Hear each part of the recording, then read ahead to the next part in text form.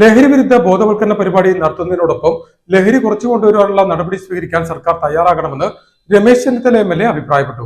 Excise employees സഹകരണ സംഘത്തിന്റെ 11ാമത് വാർഷിക പൊതുയോഗവും ആദരിക്കൽ ചടങ്ങിന്റെയും ഉദ്ഘാടനം നിർവഹിച്ച് സംസാരിക്കുകയായിരുന്നു അദ്ദേഹം.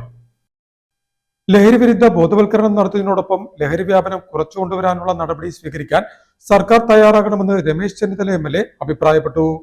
ആലപ്പുഴ ജില്ലാ എക്സൈസ് എംപ്ലോയീസ് സഹകരണ സംഘം 11ാമത് വാർഷിക പൊതുയോഗത്തിന്റെ ഉദ്ഘാടനം നിർവഹിച്ച് സംസാരിക്കുകയായിരുന്നു അദ്ദേഹം.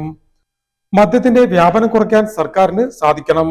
സംസ്ഥാനത്തെ പോലീസും എക്സൈസും സംയുക്തമായി വിചാരിച്ചാൽ 24 മണിക്കൂർ കൊണ്ട് ലഹരി മാഫിയയുടെ വേരറക്കാൻ കഴിയുമെന്നും രമേശ് ചെന്നിത്തല കൂട്ടിച്ചേർത്തു. ലഹരിക്കെതിരെ പോരാട്ടം ഗവൺമെന്റ് നടത്തുന്നില്ല. ആദ്യം ഗവൺമെന്റ് തന്നെ ലഹരി കുറച്ചുകൊണ്ടുവരാൻ നടപടി സ്വീകരിക്കും. സമ്പൂർണ്ണ മദ്യ നിരോധനമൊന്നും കേരളത്തിൽ നടത്തുന്നത് ഞാൻ പറയുന്നത്. പക്ഷേ അതിന്റെ വ്യാപനം കുറച്ചുകൊണ്ടുവരാൻ, അവൈലബിലിറ്റി എങ്കിലും കുറച്ചുകൊണ്ടുവരാൻ നടപടി സ്വീകരിക്കേണ്ടത് ആവശ്യമാണ്. അവിടെ മയക്കുമരുന്ന് വ്യാപകമാണ്. 24 മണിക്കൂർ കൊണ്ട് കേരളത്തിലെ പോലീസ് വിചാരിച്ചാൽ നിർത്താൻ പറ്റും. എക്സൈസും പോലീസും കൂടെ ചേർന്ന്